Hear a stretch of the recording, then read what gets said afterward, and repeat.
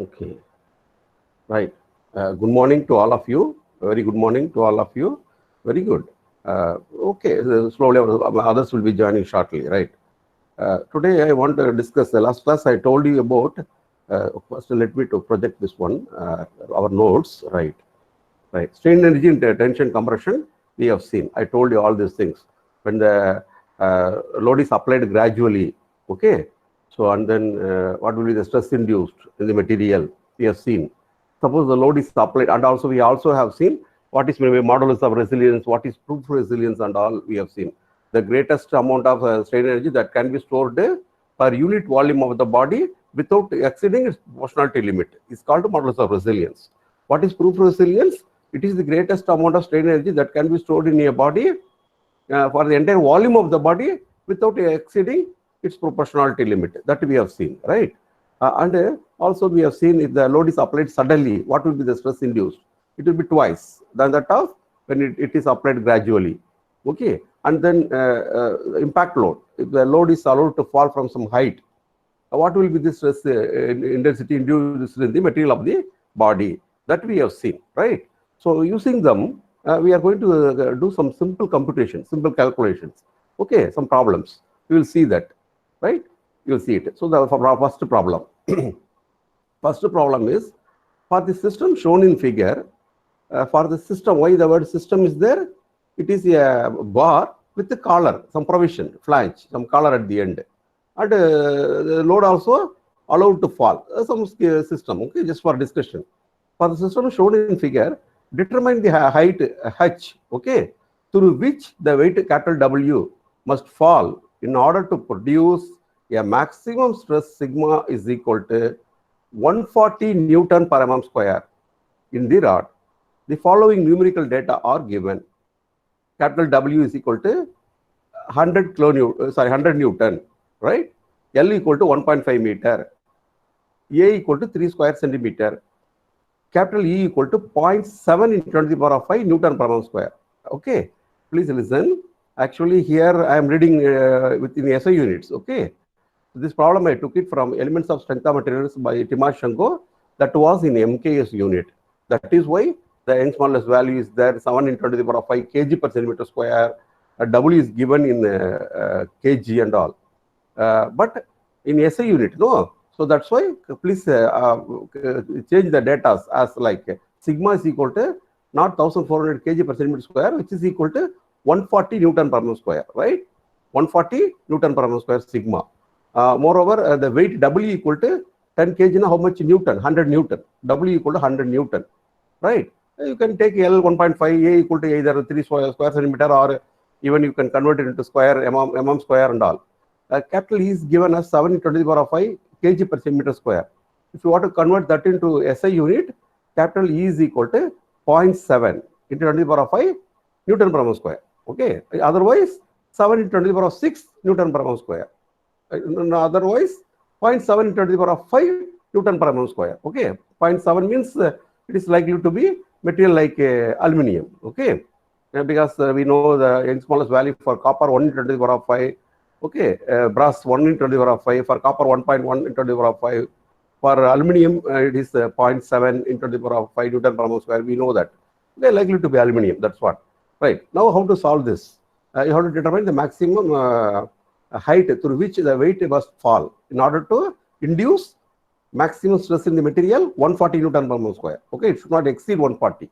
The stress induced in the material of the bar should not exceed 140 Newton per mm square. When that maximum stress is induced in the material, the height through which it has to fall on the collar in the bar. Okay, this is the problem given. If you want to do it more accurately, you can go for this expression I told you.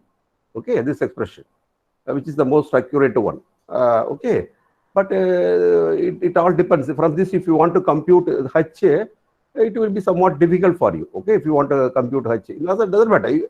Even you can use this and compute H. In other words, no, I don't want to go to that much accuracy. No, straight away you can use this expression. Okay, this expression also you can use. See, in this problem I have used a simple expression. Okay, strain energy stored in the member is equal to work done. That's all, right? Work done, I have taken approximately W into H. The because in this problem, how much this bar is stretched, the data is not given. Okay, because the weight is falling, how much the bar stretched, that detail is not given. Okay, if that is not given, it is implied. You have to ignore it, or it may be negligible when compared with the length of the bar. That is the meaning. Okay, del is very small when compared with h, that the height through which the weight falls. That is the meaning, implied. Some data is not given, you need not take into account. That is the meaning of it. That is why you can use this expression, this approximate expression, sigma equal to root of 2w he by al. How did we get this? We got it by equating the total strain energy stored in the entire volume, in the member. The entire volume of the body is equal to work done. That work done we computed by neglecting the del, the extension, the information in the bar. Okay, because which is very small when compared to the height through which it falls down, the weight falls down. That is the meaning of it.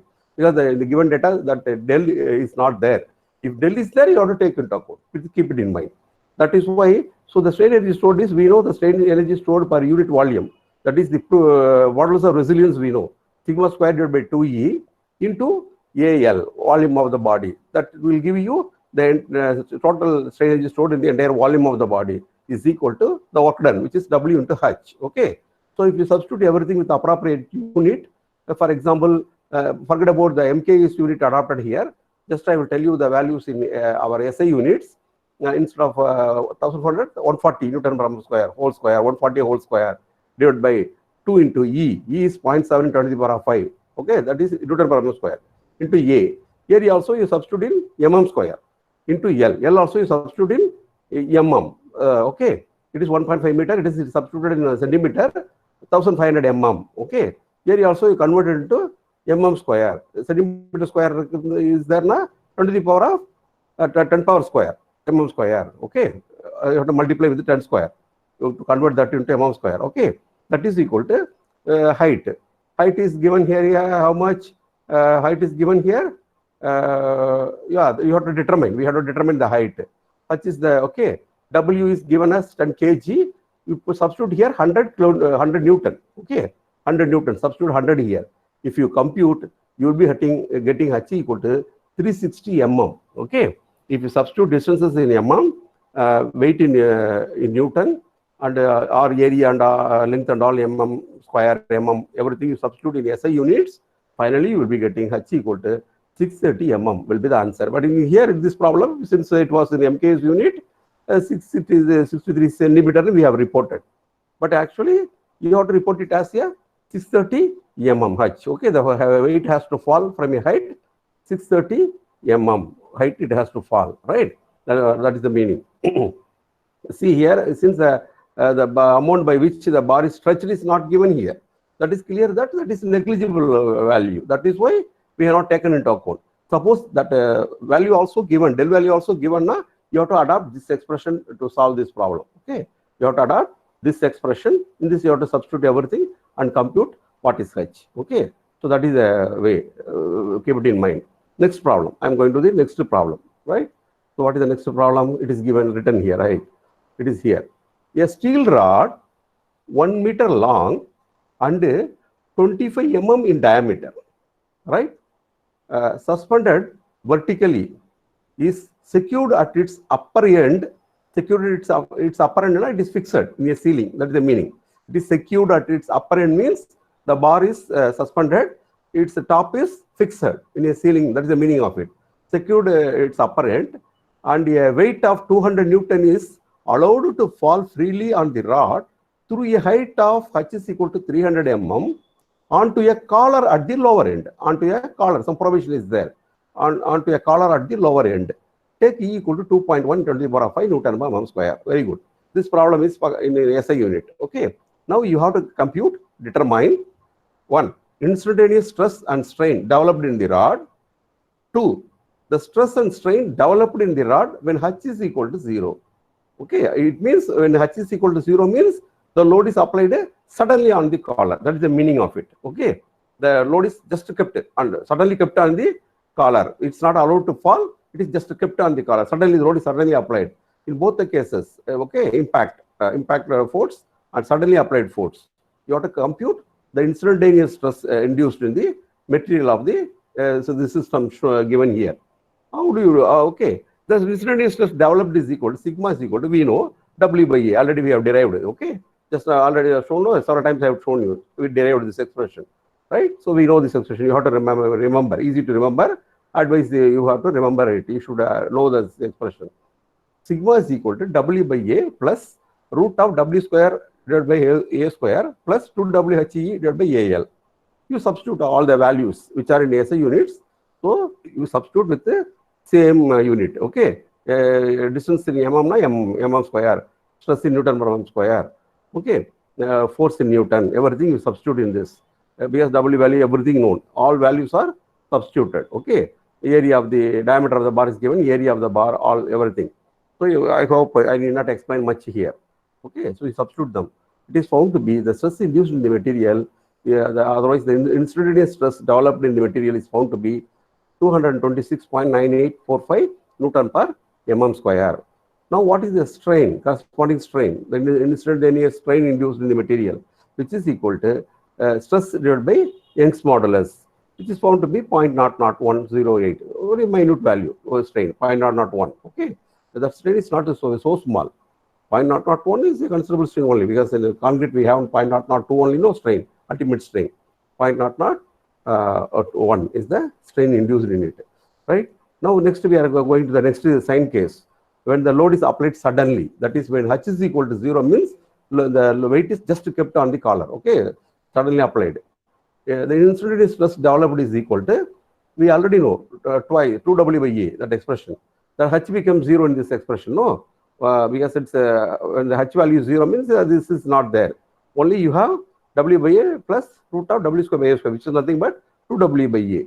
Okay, substitute all the data which are in SI units with the same appropriate unit, you substitute them here, you will be getting 0.8148 Newton per mm square. So that is the stress induced, very low stress. See, when the weight is falling from the height, you see the stress, intensity of stress. You have to realize it. Why this kind of problem we are working out? You should know, you have to realize the importance of impact force. Okay, the importance of impact force, you should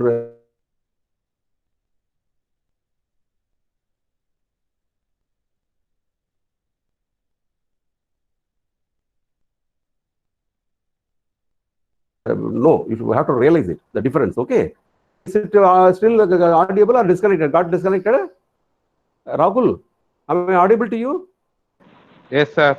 Audible, sir. Audible, notes visible. Yes, sir. Yes, sir. Both visible. Okay. It shows the net not disconnected. Okay, if any phone comes in, okay. It's okay. I will continue. Okay. This way, see, 0.8148 Newton per mm square only we are getting. The load is applied suddenly. See the difference?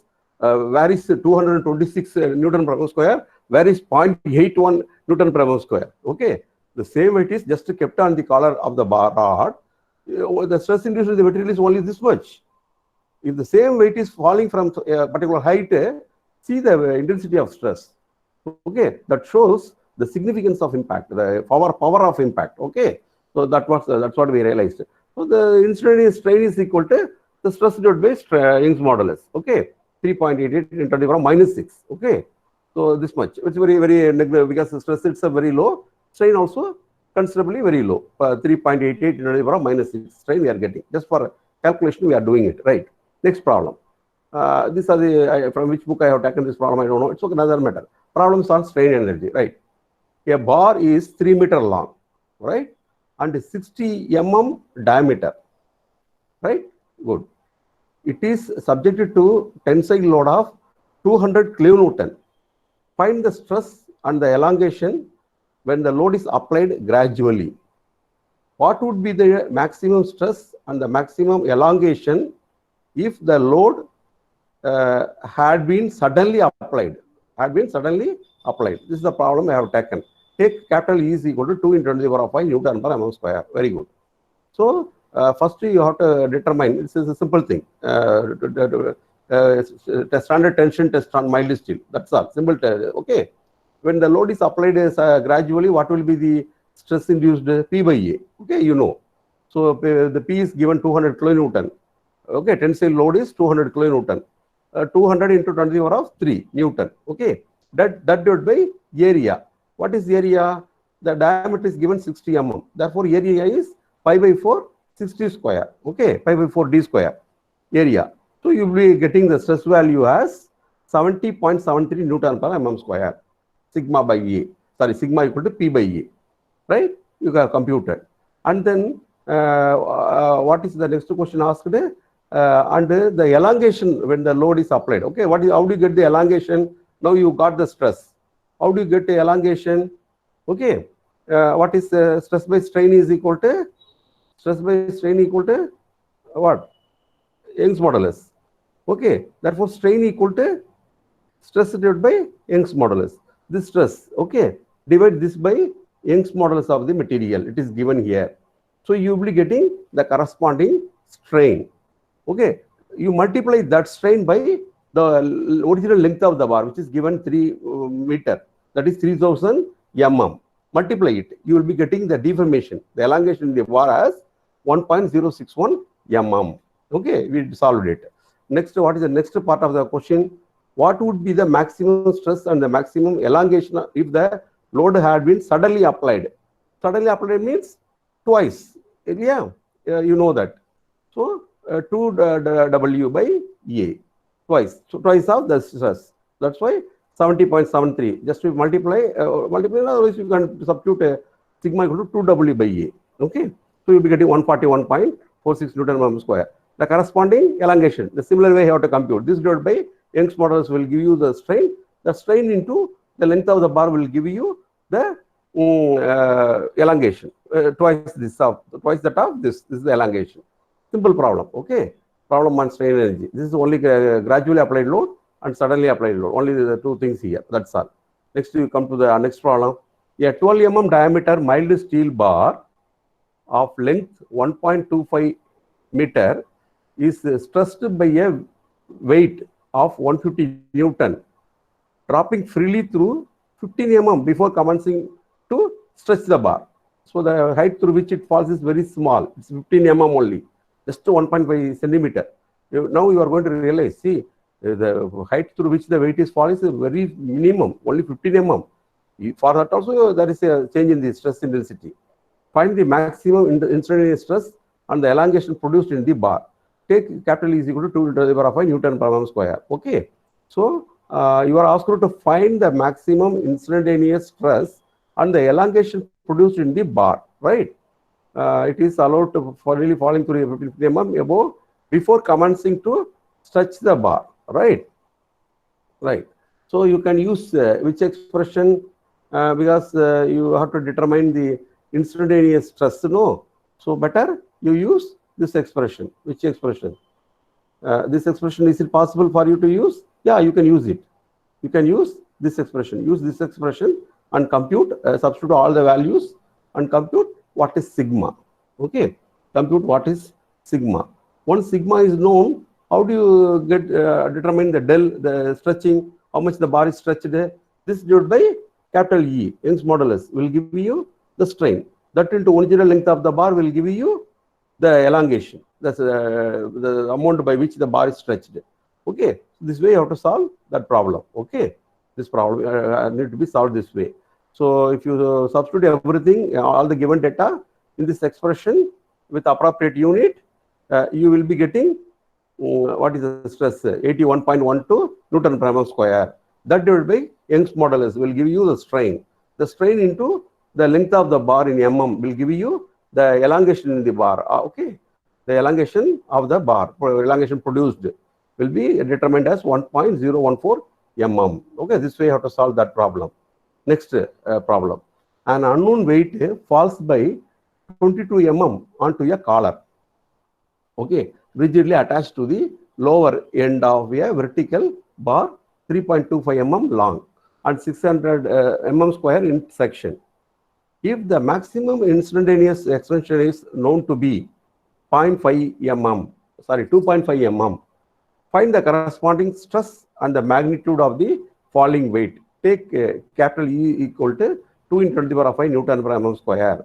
So you are asked to determine maximum instantaneous extension is known to be 2.5 mm. Find the corresponding stress and the magnitude of the falling weight. Very good. You have to work the problem in the reverse direction. Okay, just now I told you one problem here, no? That is, this also similar to, this is in the reverse direction you have to do your calculation. The extension is given, okay? The extension is given. Now what is the strain induced? You have to compute the strain. Strain is elongation divided by original length of the bar. Okay, you are asked to determine if the maximum strain is known to be, find the corresponding stress and magnitude of the weight. Okay, so the length of the bar is given. This elongation divided by length of the bar, the original length of the bar, change in length divided by original length will give you the strain. Okay, once the strain is known, what to do? You have to compute the stress, because Young's modulus value is there. Stress divided by Young's modulus value is equal to strain. From this, determine what is stress. Okay, this way you can compute the stress induced. And then how do you get the magnitude of the falling weight? Go to this problem, this expression. In this, you substitute everything. Okay, stress is known. Now the stress is known. Substitute here. Everything known except capital W. From this, report capital W. Okay, this way you have to solve the problem, right? So problem may be asked this way. Given data, in this there may be some unknown data you have to determine using the concept, the expression available. This way you have to solve it. Now I am going to the next topic. Strain energy stored due to torsion. Strain energy due to stored due to torsion. We have a circular shaft. Okay, circular shaft, which is subject to one end is, say, just imagine one end is fixed, in another end a twist is applied, torsion is applied. Okay, so this is the cross section of the shaft.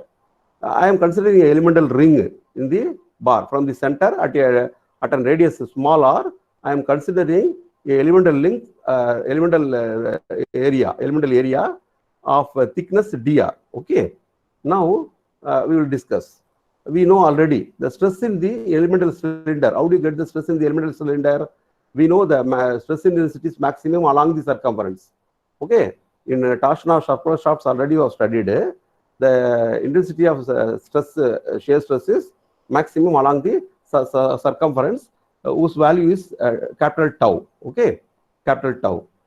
The radius is tau r. Capital tau divided by capital R is equal to small r divided by small q divided by small r.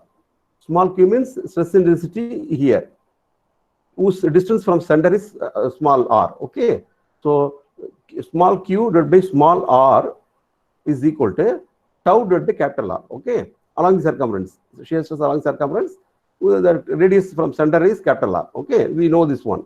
So therefore, q equal to tau into small r by capital R. I can write this one as, what is capital R here? The radius of the circular cylinder is diameter divided by 2, small d divided by 2, say. That is why I have rewritten this as this r, I replaced it by diameter divided by 2. So 2 gone to numerator, 2r divided by small d into tau. Like that I have expressed the stress intensity in the elemental cylinder here. Okay, the elemental ring here, elemental area here. I have expressed it. Now strain energy stored by the elemental cylinder is equal to, we already know, some stress square divided by 2E into volume. We know that for direct stresses, for compression and tensile stresses, sigma square divided by 2E into volume. Since it is subject to shear stress, you have to write the stress square, Q square. Okay, the stress in this elemental area. So Q square divided by 2, instead of E, you have to use the modulus of rigidity, not modulus Young's modulus. G is modulus of rigidity, otherwise shear modulus. Okay, you have to use shear modulus here, because the stress induced is shear stress in the torsion. Okay, into volume. That is equal to, we have the stress here, 2r divided by d tau whole square divided by 2g into volume. The volume of the elemental cylinder here is, what is this volume? 2 pi r. It is the circumference into dr, thickness.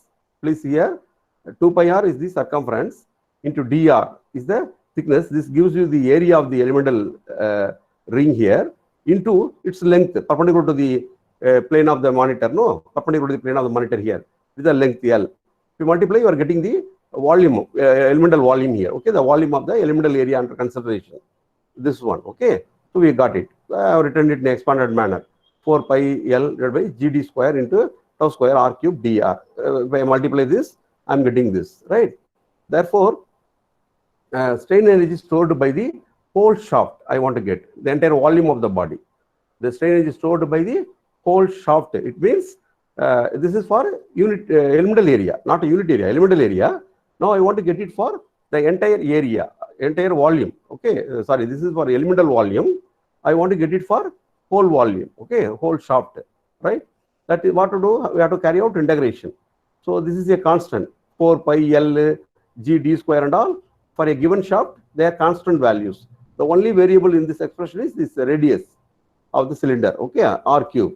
So tau is also constant because maximum shear stress is a constant for the given shaft. So integral 0 to d by 2, 0 to capital R, no, 0 to radius capital R is nothing but 0 to d by 2 R cube dr. So you carry out the integration. After carrying out the integration, substituting upper limit or lower limit and all, the expression is reduced to this way. Okay, this way you are getting pi d square by 4 into L into tau square by 4g. This pi d square by 4 is nothing but area of the cylinder into length, which is nothing but volume of the shaft. The area of the shaft into L is nothing but volume of the shaft. That is equal to U equal to tau square by 4g into volume of the shaft. It's a solid shaft, right? Remember, solid shaft, volume of the solid shaft, you can say. Volume of the solid shaft, right? So keep it in mind. The strain energy is total strain energy stored U equal to tau square by 4g. Tau square by 4g is for what?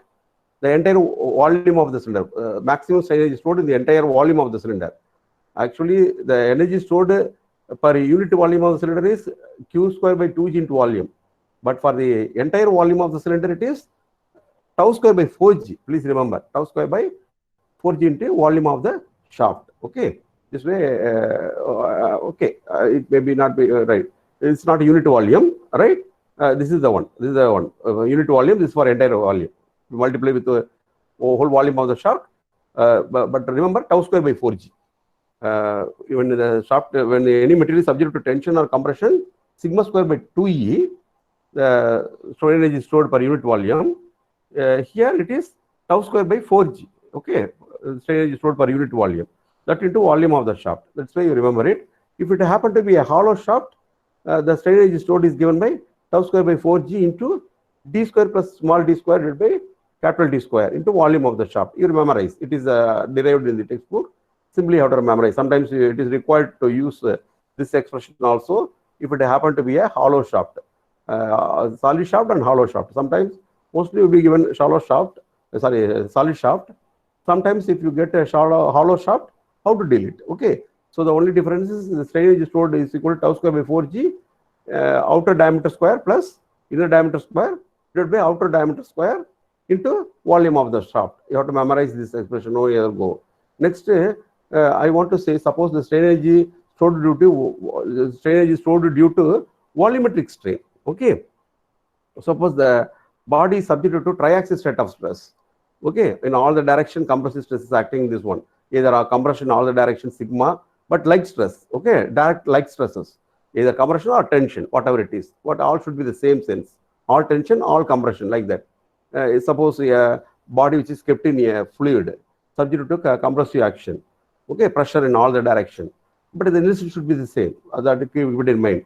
Volumetric strain. In that case, we get volumetric strain. No. In that case, the strain energy stored, you can compute capital U equal to sigma square by 2k into volume. Okay, bulk modulus. Here, shear modulus. There, Young's modulus, capital E. Okay, sigma square by 2e means direct stress. Sigma is direct stress. Okay, in tension or compression. It will be 2 into capital E, Young's modulus we used.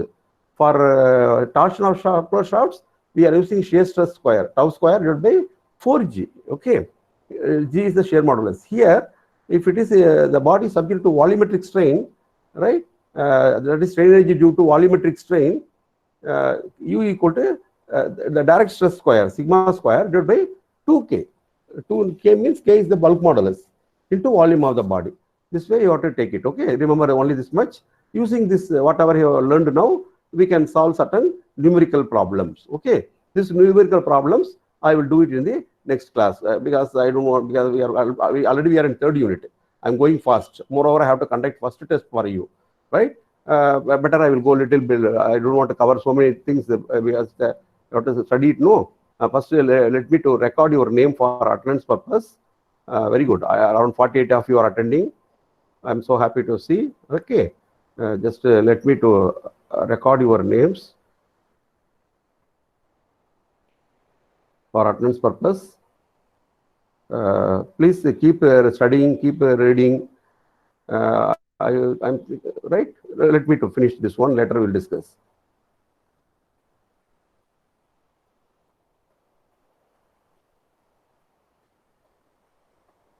Right. So first I will do one thing. I will stop recording. Then we will discuss anything required to be discussed.